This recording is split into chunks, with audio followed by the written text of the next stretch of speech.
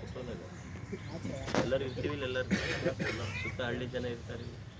ಯಾರು ಸಿಂಗಲ್ ಅವರು ಇವರು ನೇತೃತ್ವ, ಪ್ರತಿಯೊಬ್ಬರು ನೇತೃತ್ವ ತಗೋಬೇಕು.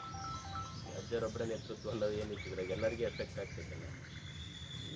ಏನಾಗಿದೆ ನಮ್ಮ ಪೌರಾಣಿಕ ಹಿನ್ನೆಲೆಯ ಪ್ರಕಾರ ನಾನು ಅದ್ರ ಬಗ್ಗೆ ನಿಸ್ಸಂಕೋಚವಾಗಿ ಸಂಪೂರ್ಣ ಪ್ರಶ್ನ ವಿರೋಧಿಸ್ತೇನೆ.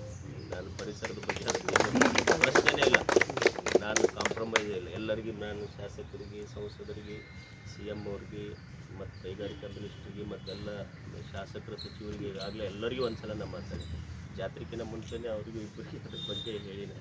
ನನಗೆ ಪರಿಸರದ ಬಗ್ಗೆ ಐ ವಿಲ್ ನೆವರ್ ಕಾಂಪ್ರಮೈಸ್, ಅದ್ರ ಬಗ್ಗೆ ಏನೂ ಪ್ರಶ್ನೆನೇ ಇಲ್ಲ. ಆಮೇಲೆ ಅವ್ರು ಬಂದೋಟದವ್ರು ಬಂದಿದ್ದರು ನನ್ನ ಹತ್ರ ಪೂಜಾಕ್ಕೆ ಬರ್ಬೇಕಂದ್ರೆ ನಾನು ಬರೋಂಗಿಲ್ಲ. ನನಗೆ ಅದ್ರ ಬಗ್ಗೆ ಸ್ಪಷ್ಟವಾಗಿ ವಿರೋಧ ಐತೆ, ಅದ್ರ ಪ್ರಶ್ನೆ ಇಲ್ಲ, ನಾನು ಬರೋದು ಇಲ್ಲ. ಆಮೇಲೆ ಇಡೀ ಪರಿಸರ ಎಲ್ಲ ಅದರಿಂದ ಹಾಳಾಗಿ ಹೋಗ್ಬಿಟ್ಟಿದೆ. ಮತ್ತು ನೀವೆಲ್ಲರೂ ಕೂಡಿ ಅದನ್ನು ನಿಮಗೆ ಮಿಕ್ಕಿ ಹೋಗುವಂಥದ್ದು ಏನಿದೆ ಅದರ ಎಲ್ಲರೂ ಇದ್ರಾಗ ಎಲ್ಲ ರಗಣ ಎಲ್ಲರೂ ಪಕ್ಷಾತೀತವಾಗಿ ಮಾಡಿರಿ. ಬಸ್ಸು ಇದಕ್ಕೆ ಯಾರೂ ಪಕ್ಷ ತರಬೇಡ್ರಿ, ಯಾರ ಬಗ್ಗೆ ಯಾರೂ ಟೀಕೆ ಟಿಪ್ಪಣಿಗಳಿಲ್ಲ. ನಮಗೆ ಬದುಕಿಸಬೇಕಷ್ಟೇ ಎಲ್ಲರೂ ಕೂಡಿ.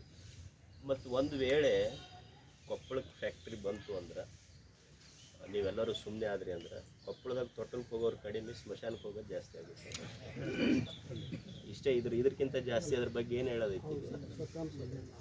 ಇದಕ್ಕೆ ಯಾರೂ ಸಹಮತ ಇಲ್ಲ. ಸರ್ಕಾರಗಳು ಯಾರದೇ ಇರಲಿ, ನಿಮ್ಮದು ಜವಾಬ್ದಾರಿ ಇದ್ರಾಗ ಜಾಸ್ತಿ. ಯಾಕಂದ್ರೆ ಸರ್ಕಾರ ನಿಮ್ಮದು ಇರೋದ್ರಿಂದ ನೀವು ಇದು ಹೆಂಗೆ ಫೋರ್ಸ್ ತರ್ತೀರಿ, ರಾಜಣ್ಣ ನೀನು ಕೂಡಿ ನೀವು ಮಾಡಿರಿ. ಉಳಿದ ಪಕ್ಷಗಳು ಪಕ್ಷಾತೀತವಾಗಿ ಇದ್ರಾಗ ಯಾರಿಗೆ ಟೀಕೆ ಟಿಪ್ಪಣಿಗಳು ಬೇಡ. ಆ ಸರ್ಕಾರ ಇದ್ದಾಗ, ಈ ಸರ್ಕಾರ ಇದ್ದಾಗ, ಇದು ಫಸ್ಟ್ ಇದರಿಂದ ಹೊರಗೆ ಬರೀ ಎಲ್ಲರೂ ಸುಮ್ಮನೆ ಅಂದರೆ ಟೀಕೆ ಟಿಪ್ಪಣಿಗಳು ಬರೀ ಅದ್ರಾಗ ಸಮಯ ಹೋಗ್ಬಿಡ್ತೈತಿ.